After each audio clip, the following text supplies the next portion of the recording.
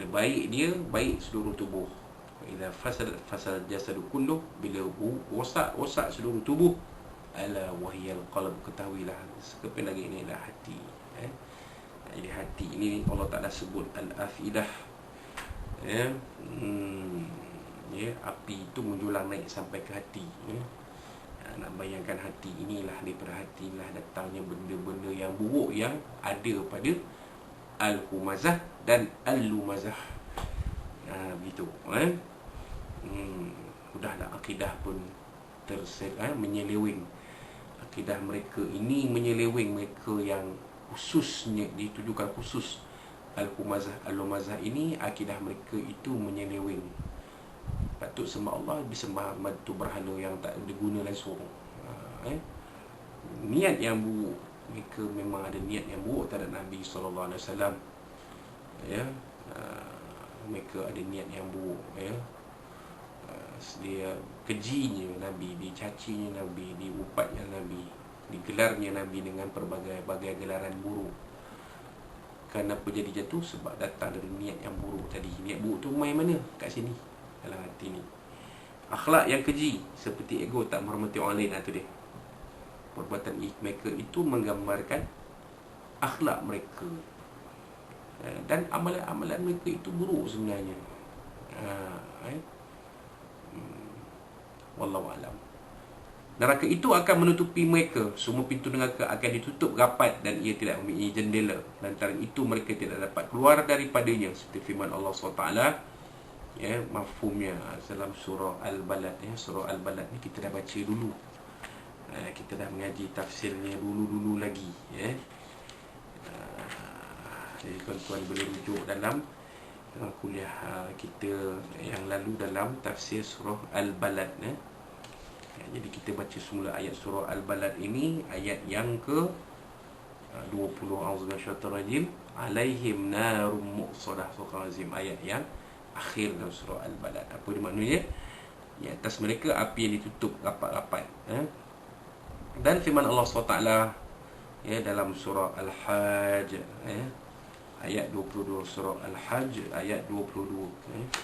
Surah yang ke-22 ayat yang ke-22. Surah Al-Hajj ayat 22.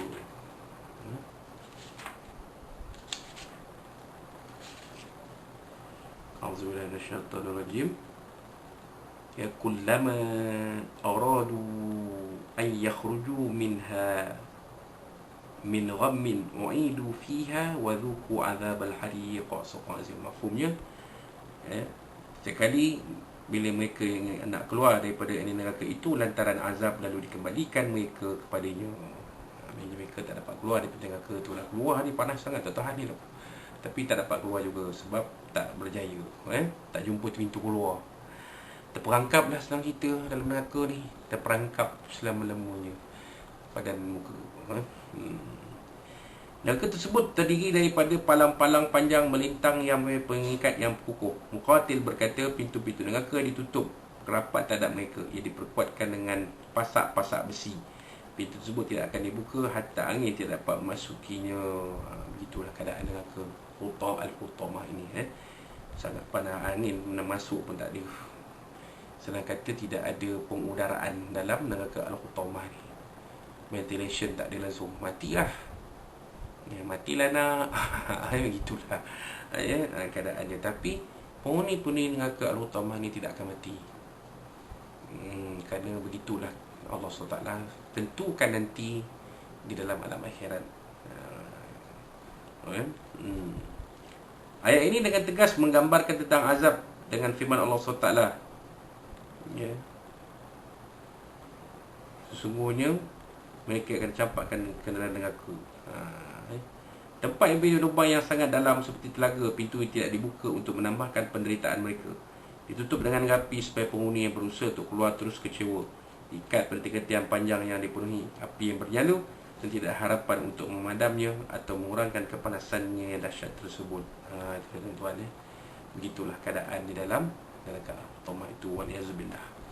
Maka akhir sekali kita lihat kepada pedoman hidup dan hukum hakam. Ayat-ayat di atas mengemukakan beberapa perkara. Pertama, kerugian, azab dan kecelakaan kepada setiap pengumpat, pencela dan pencaci. Nabi Muhammad SAW bersabda, syiraru ibadillahi ta'ala al-masya'una bin namimah, al-mufsiduna bainal ahibbah, al-baghuna li al-barra'il ghaib. Atau kama qala sallallahu alaihi wasallam, mafhumnya makhluk Allah yang paling hina ialah orang-orang yang membuat fitnah dan yang merosakkan hubungan di antara orang orang baik dan mencari-cari kesalahan atau aib orang yang tidak bersalah. Jadi jaga tuan-tuan. Ini 3 makhluk Allah, jenis Allah yang paling hina. Pertama, yang buat fitnah. Yang kedua, yang rosakkan hubungan antara orang-orang baik. Dan yang ketiga, mencari-cari kesalahan aib orang yang tak ada, dicari-carinya. Tak ada salah apa, dia cari mana. Ada tak jenis orang macam ni sebenarnya? Cari mana? Baju tak gosok pun jadi salah juga. Bercakap dengan orang pun jadi salah juga. Jaga. Kemudian yang kedua, seorang yang mengumpat, mencela dan bersikap ego terhadap orang lain lumrah disebabkan harta kekayaan yang dan panjang angan-angan. Justru kekayaan melahirkan rasa bangga diri, takabur dan egoistik, serta asyik mengira-ngira harta bagaikan tidak ada kerja lain. Ini adalah bukti sifat mementingkan hawa nafsu, kemewahan yang rendah nilainya dan tidak memperdulikan usaha untuk mendapat kebahagiaan abadi. Harta juga memanjangkan angan-angan sehingga menyebabkan seseorang itu lalai dan menyangka harta yang dapat mengekalkan kehidupannya di atas muka bumi. Ini tuan-tuan. Jadi orang yang suka mengata orang, mengumpat, mencela, merendahkan orang lain ni begitulah. Dia rasa harta dia, dengan harta dia yang dikiranya hari itu, yang dikumpulnya sekian banyak itu, boleh mengekalkannya di atas muka bumi. Dia lupa bahawa bumi itu sendiri, dunia itu sendiri tidak kekal selama-lamanya. Dia lupa yang itu. Satu masa dia akan mati. Satu masa bumi itu juga, dunia itu juga akan mati. Ke mana kita sudahi nanti? Ke alam akhirat. Tapi mereka tidak, orang-orang ini tidak sedar benda ni. Kemudian yang ketiga, Allah SWT menolak semua tanggapan tersebut kerana harta tidak dapat mengangkat martabat seseorang dan ia juga tidak mengharuskan seseorang itu mencela orang lain, serta harta juga tidak dapat mengekalkan kehidupan seseorang itu di dunia. Bahkan yang kekal ialah ilmu dan amal seperti yang diungkapkan oleh Sayyidina Ali radhiyallahu anhu, mata khazanul mal wa hum ahya wal ulama'u baquna ma baqiyad dahr. Mafhumnya penimbun, maksudnya penimbun yang pengumpul harta mati dalam keadaan ini masih hidup, manakala ulama kekal hidup sepanjang zaman. Ini asar daripada Sayyidina Ali radhiyallahu anhu. Itu dia tuan-tuan. Allah Ta'ala katakanlah tidak, tidak sekali-kali. Allah Ta'ala menolak tanggapan-tanggapan salah ini. Kenapa? Kerana harta itu tak kekal. Harta tadi buat apa? Mati kita, harta balik kita masuk liang lahat. Kereta tak teman dengan kita, apa benda pun tak teman dengan kita, tinggallah. Apa-apa yang di dunia tu tinggallah. Kedudukan kita, jawatan kita, nama kita, prestige kita, reputasi kita, semua tinggal. Yang kita nak bawa hanya amalan kita. Wallahu a'lam. Allah Ta'ala menentukan azab kepada pengumpat, pencela, orang yang tamak mengimpulkan harta kekayaan, iaitu Allah akan mengumbankan mereka ke dalam api neraka yang membakar segala yang dicampakkan ke dalamnya. Neraka adalah api Allah yang bernyala-nyala disediakan oleh Allah kepada orang-orang yang melakukan maksiat. Api itu akan membakar semua benda yang terdapat pada tubuh manusia, termasuk hati. Selepas itu mereka dicipta semula, lalu api neraka membakarnya semula. Ini dia tuan-tuan. So itulah dalam ayat dalam surah Nisa, Allah Ta'ala sebut innal ladzina kafaru bi ayatina sawfa nuslihim nar. Sungguhnya orang yang kafir dengan ayat kami akan campakkan mereka ke dalam neraka. Kullama rajat juluduhum, setiap kali kulit mereka terbakar hangus, badalnahum juludan ghairaha, kami akan ganti dengan kulit-kulit yang lain, liyaduqul azab, supaya mereka merasai azab neraka itu. Jadi senang cerita, penghuni neraka tak akan mati lah. Terbakar hangus pun hidup juga, ganti lain. Berulang-ulang kali sampai bila-bila pun. Kalau terbakar hangus di dunia, mati sekali lah, habis. Tapi kalau terbakar hangus di dalam neraka, tak mati. Waliyazubillah.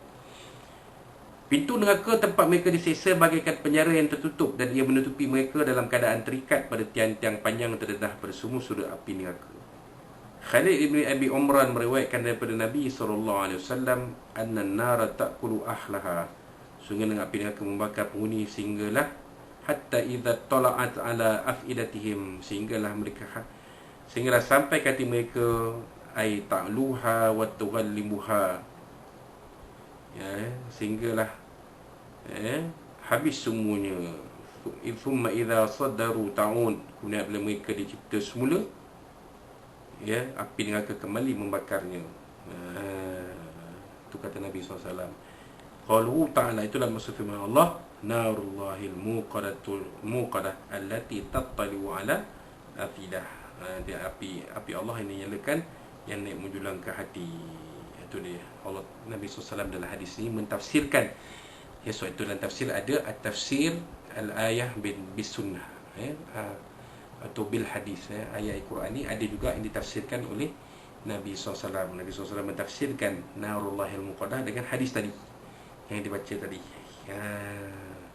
yang mana itu yang kena bakar habis, lepas tu hidup balik, bakar lagi, hidup balik, berterusan lah macam tu, waliyazubillah. Itu dia sedikit perubahan kuakam berkaitan dengan surah Al-Humazah, dan selesailah kita membincangkan tafsir surah Al-Humazah dari pengenalan tadi, sampailah kepada hukum hakam tajwid, terjemahan harfiah, tafsir ulasan, dan pedoman dan hukum hakam. InsyaAllah pada kuliah kita yang seterusnya, ya, kita akan teruskan dengan surah yang berikutnya, surah Al-Fil, insyaAllah, dengan izin Allah SWT. Ya, jadi apa yang sempat disampaikan tadi, ya, apa yang sempat disampaikan kuliah ini, harapnya menjadi pengajaran dan iktibar untuk kita, dan sampaikan kepada suami isteri dan anak-anak kita dan semua kenal-kenalan kita, sebab kita, mudah-mudahan ada manfaat untuk kita dan mereka sama, ya, dan mudah-mudahan dengan kita mengamalkan apa yang terkandung dalam ayat Al-Quran ini, kita akan diberikan kehidupan yang baik di dunia sampai ke akhirat. Dan sekiranya dalam Quran ini ada apa-apa yang mungkin tersilap kata, terkasar bahasa, tersinggung bicara, semua maaf oleh Allah SWT. Ini Nabi SAW dan dari tuan-tuan dan puan-puan sekalian ni. Wallahu Rasul alam. Ada akhir sekali, tuan-tuan, maafkan saya, ada akhir sekali, kita jaga ikutlah SOP supaya kita terhindar dari wabak COVID-19 yang berbahaya ini. Wallahu Rasul alam wa barakatuh. Aqulu qawli hadza wa astaghfirullaha li wa lakum. Dan kita akhiri kuliah kita dengan tasbih Allah SWT.